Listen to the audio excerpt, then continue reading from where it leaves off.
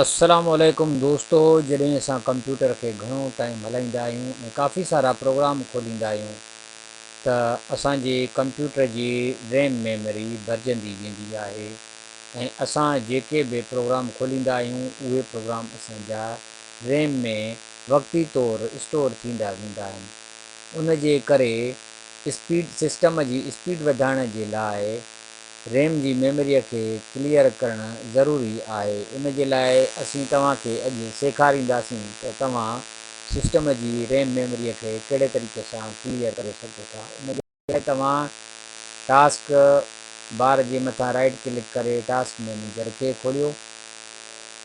जीअं task manager खे तव्हां खोलींदव त तव्हांजे साम्हूं टास्क मैनेजर में काफ़ी प्रोसेस नज़र ईंदो ऐं असां टास्क मैनेजर जे परफॉर्मेंस वारे टैब ते क्लिक कयूं था ऐं जंहिं उन जे अंदरि असांखे ख़बर पवे थी त असांजी CPU जी यूज़ेज घणी आहे, असांजी मेमरी यूज़ेज घणी आहे, डिस्क जी असांजी मेमरी यूज़ेज घणी आहे। उन जे लाइ असीं हाणे उन यूज़ेज खे घटाइण जे लाइ ओपन रिसोर्स मॉनिटर ते क्लिक कंदासीं। ओपन रिसोर्स मॉनिटर असांखे ॿुधाए थो त असांजी केतिरी मेमरी हिन वक़्तु रिज़र्व्ड आहे।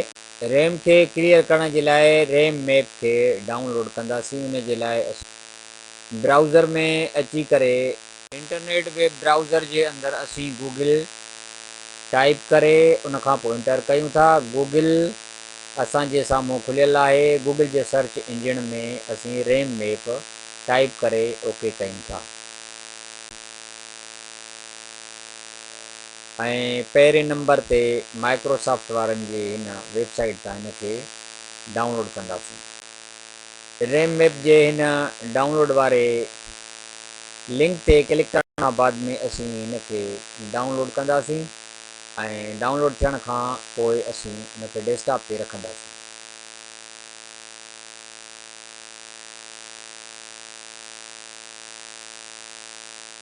असीं कॉपी करे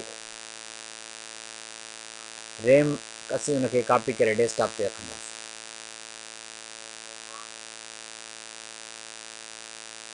डेस्कटॉप ते मौजूदु रैम मैप खे डबल क्लिक करण खां बाद में रैम मैप खे खोलींदासीं। हाणे रैम मैप असांजे साम्हूं खुलियल आहे। उन खां बाद में रिसोर्सिस मॉनिटर बि असांजे साम्हूं खुलियल आहे। असां ॿिन्हिनि खे साम्हूं रखी करे इस्तेमालु कंदासीं। एम्प्टी रैम मैप जे एम्प्टी मेन्यू में वञी करे असीं हीअ सभु प्रोसेस क्लियर करे सघूं था। मॉडिफाइड ते क्लियर कंदासीं ऐं मॉडिफाई तव्हां ॾिसो क्लियर थी वई। 4 MB बाक़ी वञी रही आहे। उन खां बाद में 460 आहे। स्टैंड बाय जी मेमरी क्लियर कंदासीं। स्टैंड बाय जी मेमरी क्लियर थियण खां बाद में तव्हां ॾिसो त अहिड़े तरीक़े सां तव्हां हीअ सभु मेमरीज़ क्लियर करे सघो था। ऐं दोस्तों, अहिड़े तरीक़े सां तव्हांजे सिस्टम जी स्पीड में बहितरी ईंदी ऐं